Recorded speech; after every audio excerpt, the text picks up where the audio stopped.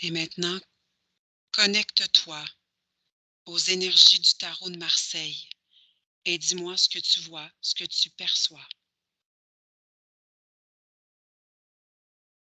Hem, c'est bizarre parce que je c'était pas forcément là que je voulais me retrouver, mais c'est comme si j'ai, plein de personnages comme, s'ils sont sortis, tu sais, les arcanes, majeurs, ils sont Mmh. sortis, des cartes et ils sont en train de danser, autour, comme ça en rond, je comprends pas trop ce que ça peut m'apporter comme info. OK. Va voir une carte, va voir un personnage, puis dis-moi qu'est-ce qui se passe quand tu le regardes, quand tu le salues. Alors il me dit directement, on attend que notre énergie soit nécessaire, soit appelée. OK.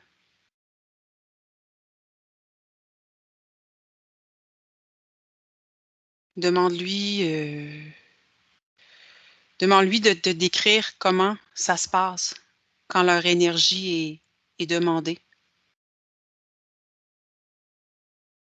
Alors, là, je vois par exemple, comme dans une lecture, je vois maintenant les cartes. Je me sens une de ces cartes et c'est comme si il y a la main de la personne et c'est drôle parce que c'est comme si la main passe et elle a une fréquence et c'est comme si la carte, avec cette énergie s'accroche à au doigt. C'est comme s'il y a comme une espèce d'aimant. OK. Donc c'est avec le tactile, avec le toucher. Heu, il n'a pas besoin de toucher, il y a comme un même au-dessus, tout simplement au-dessus. C'est comme si la main, elle est en train de vibrer une fréquence, la même fréquence que la carte et ça sera cette carte-là, c'est que je la vois comme s'accrocher au doigt. OK, OK. Maintenant, regarde voir, justement une personne qui fait une lecture de tarot de Marseille selon la méthode originale, puis décris-moi la façon dont le tarot lui apporte les réponses. Alors, là, je vois ce même processus, tu vois? Les cartes, elles viennent, c'est presque les cartes qui vont à la rencontre de la main quand elles passent au-dessus des cartes. Et après quand elles sont retournées sur table, c'est comme si, elles sortent des cartes et cette danse que j'avais vue au début, c'est comme si elles font cette même danse sur la table et c'est comme si la personne qui fait la lecture des cartes arrive à, dans l'éther, à voir cette danse et c'est comme si, son mental dans le physique arrive à traduire cette danse, cette histoire, heu au consultant, à la personne, à qui, cette lecture, fait référence. OK. Est-ce que tu perçois une cause ésotérique dans toute cette danse-là, dans tout ce qui se passe? Qu'est-ce que tu entends par cause ésotérique? Est-ce que chaque carte, c'est un peu des interférences ou des Mmh, êtres liés à quelque chose? non, j'ai envie de dire non parce que je sens pas d'intention. C'est comme si, elle représente, seulement des énergies. Il y a pas d'intention, tu vois? OK, C'est comme une note de musique, c'est comme une OK, vibration, c'est comme une couleur, c'est comme une énergie, c'est ça, c'est pas autre chose, c'est pas ça a pas, ouais, ça me revient, ça a pas d'intention.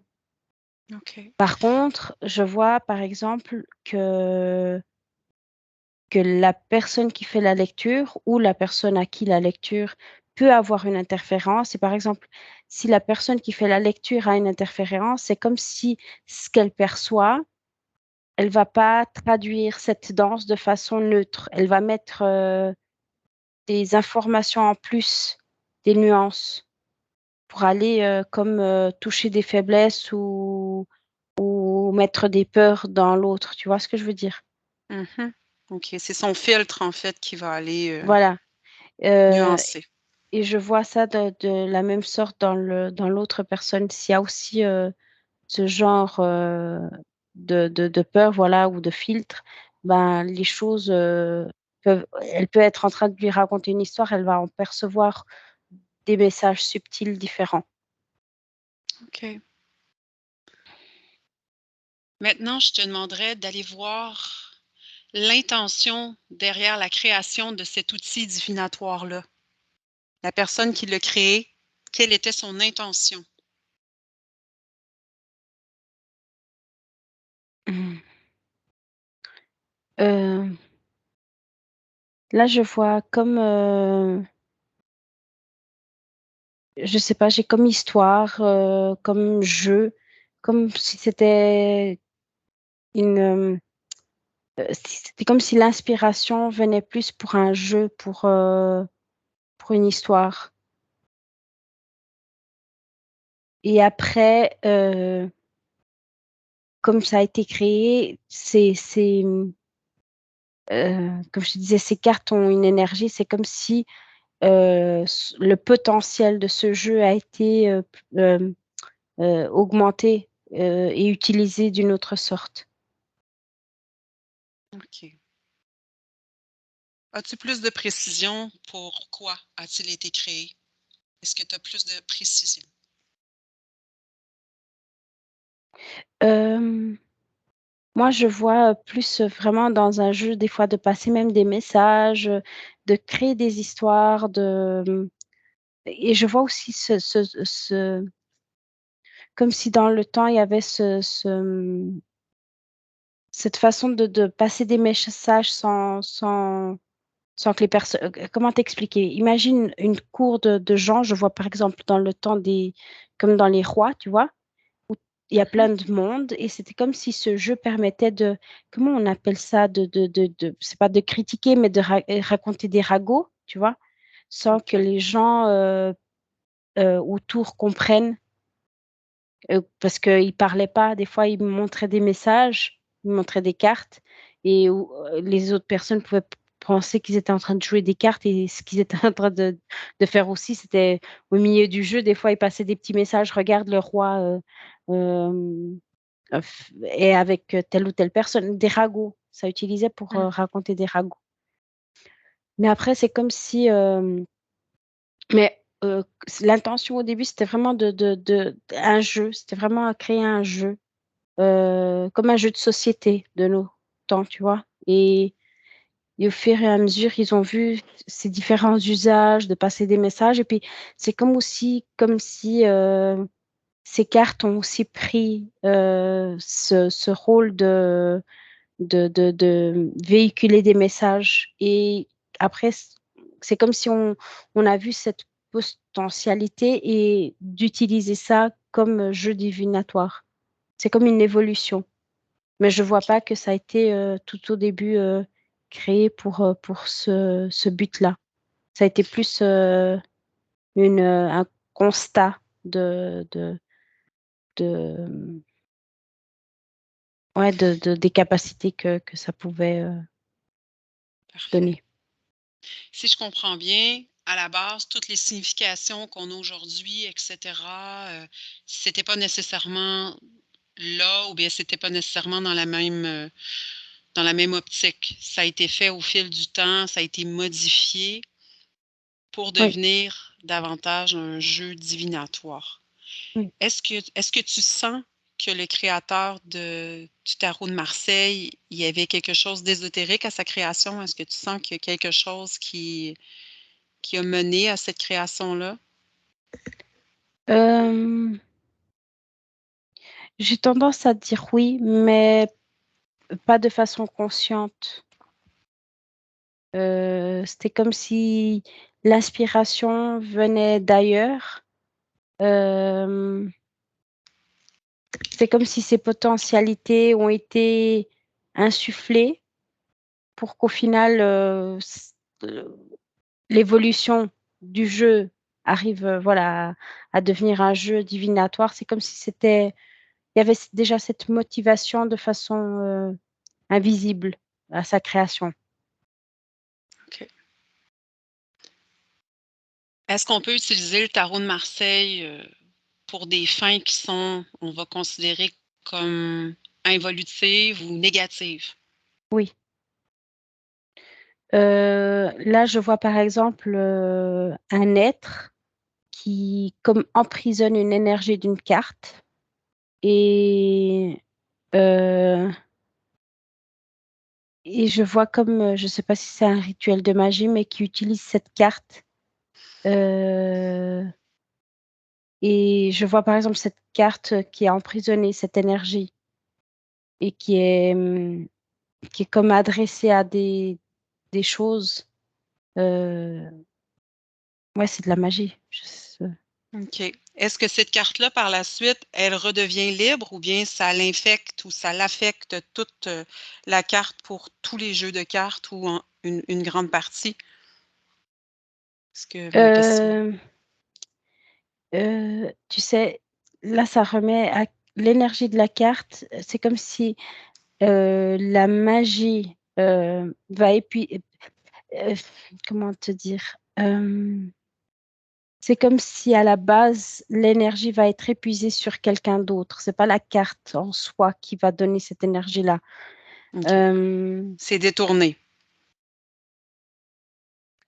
oui, parce que je vois que d'autres cartes avec la carte qui a été utilisée, par exemple, là, c'est la mort. Mhm. Et je vois pas que ça se répercute dans d'autres jeux de cartes. Mais par OK. exemple, ça capture cette énergie-là, mais c'est comme s'il y a un autre,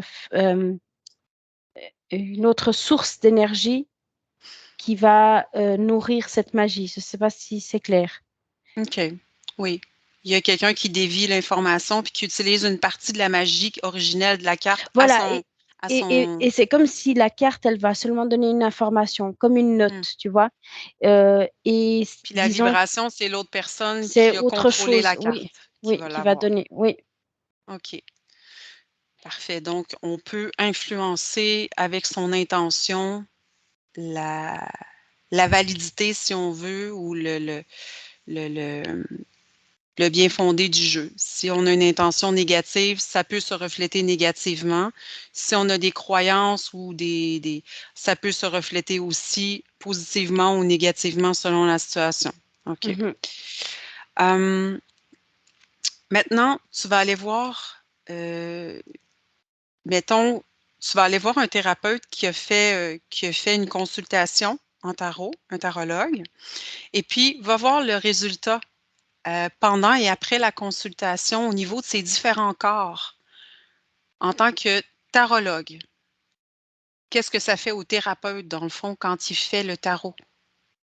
Alors là, j'ai pris un exemple lambda.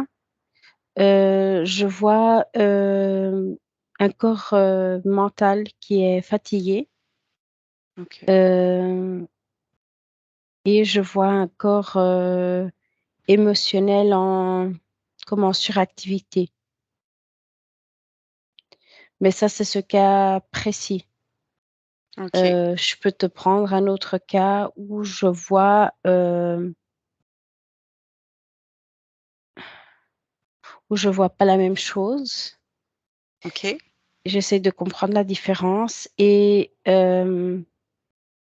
là, je vois que par exemple, celui où il y a des déséquilibres, euh, c'est comme il y a quelque chose qui le pèse au niveau mental et ce qui fait lui procure beaucoup d'efforts.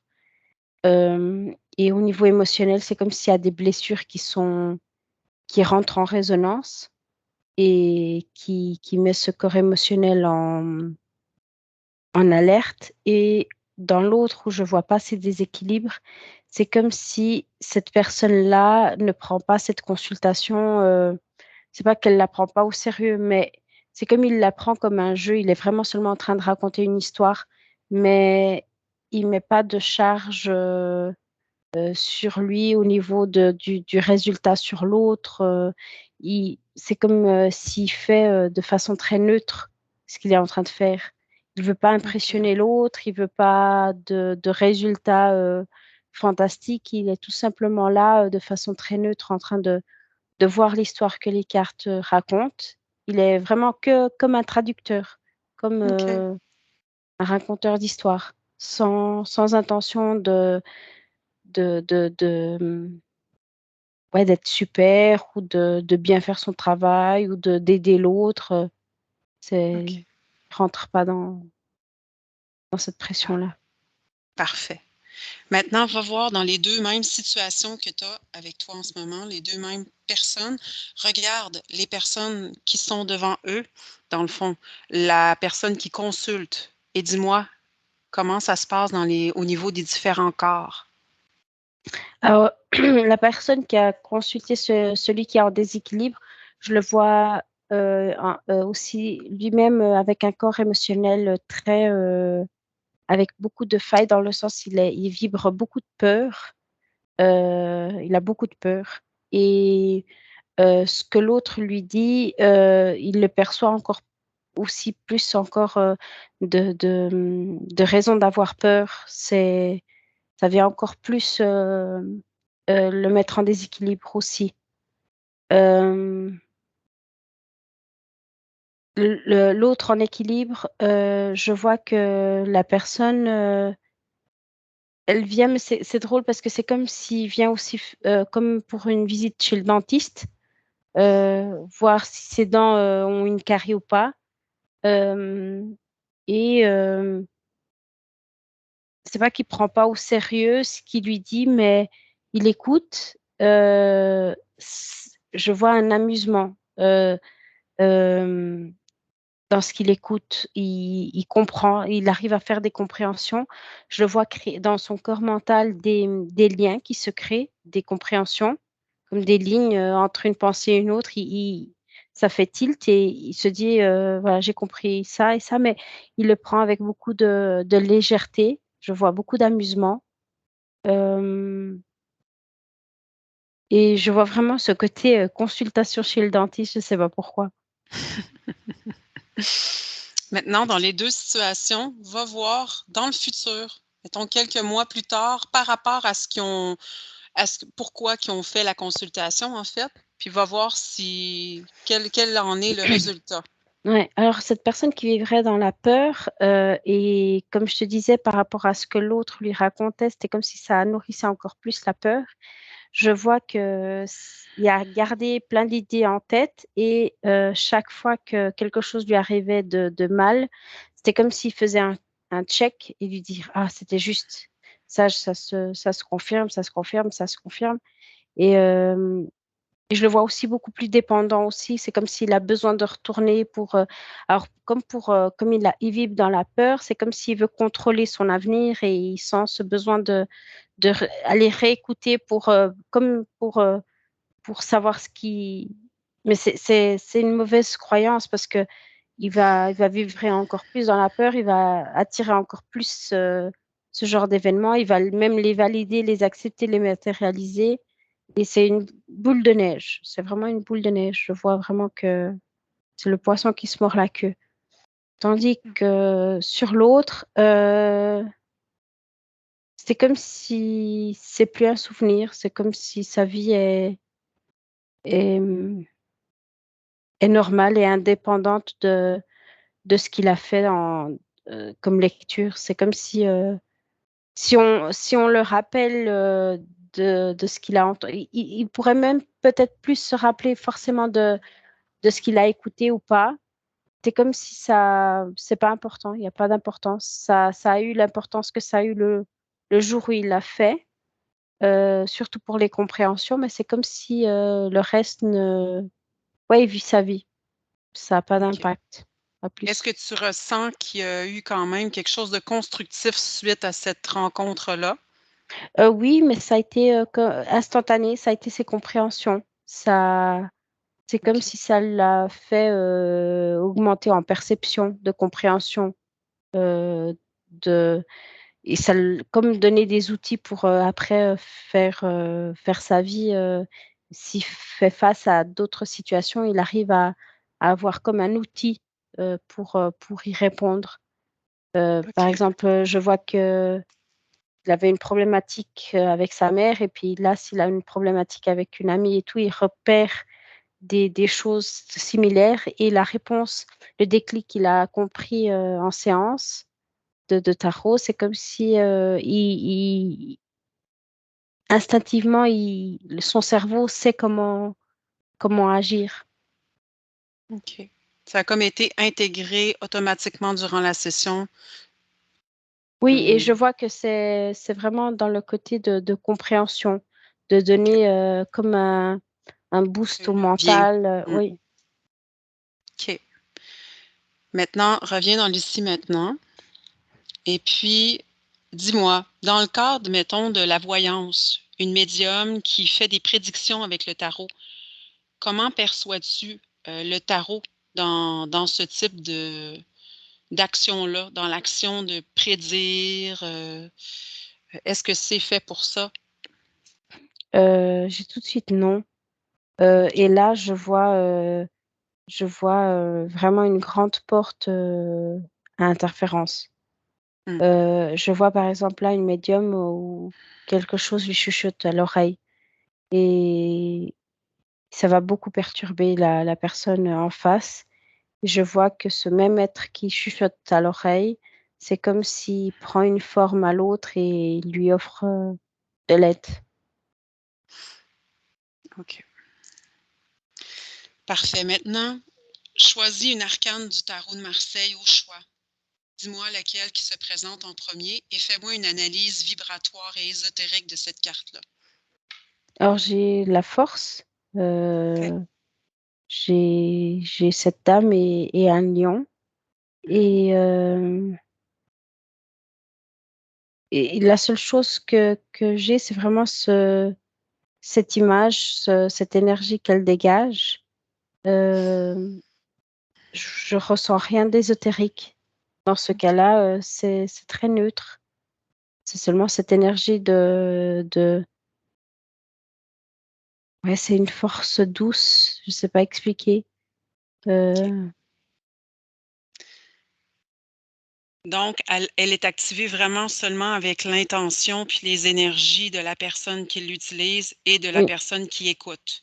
oui, C'est ce qui fait son champ d'activité, on va dire, d'action. oui, là, elle est vraiment, c'est comme, j'ai à nouveau ce côté, note de musique. OK. Après, à quel, tu sais, un do, ça peut être différent, do Mmh. et là, c'est la même chose ou un do, un ré, mi, c'est comme si, c'est la même énergie, mais par rapport à la personne qui va interagir avec elle, elle sera à différentes, tonalités, je sais pas, je OK. Parfait. Dis-moi, est-ce qu'il peut y avoir des contre-indications, des ou des problématiques là que c'est préférable de ne pas utiliser cet outil de divination? alors, là, c'est vraiment, ainsi que comme cet outil est neutre, il faut aussi comme être neutre. Dès que les gens ne sont pas neutres, c'est ça peut mal, ouais, ça peut plus faire de mal que de bien. Il y a comme une certaine neutralité à avoir pour, être fidèle et utiliser, cet outil de la meilleure façon. OK. Si j'ai bien compris, en fait, c'est un outil d'amélioration de soi qui peut nous aider à comprendre certaines choses pour nous, mais dans un but de prédiction ou quoi que ce soit, c'est une porte ouverte aux interférences. Et Mmh, puis, quand tu es pas neutre dans toi-même ou que le thérapeute ne l'est pas, chose qui est difficile aussi à aller vérifier, bon, mais ça peut amener, la personne à côtoyer, en fait, encore davantage de problématiques si c'est mal perçu ou en résumé, Heu, c'est Après, je dis pas que c'est une neutralité absolue, OK. parce que personne n'arrive à réellement être neutre, Mmh. à 100. Mais, c'est au mieux. Parce que je vois aussi que ça dégénère, mais c'est quand il y a vraiment des choses très, très ancrées dans la personne, je vois vraiment cette, où je vois vraiment un grand rouge, un grand signal d'alerte, c'est quand la personne veut impressionner l'autre, tu sais? Il va, par exemple, l'utiliser plus dans le côté prédiction pour, éblouir et pour, avoir raison et tout ça. Ça, c'est un grand non. Là, il OK. faut faire très attention.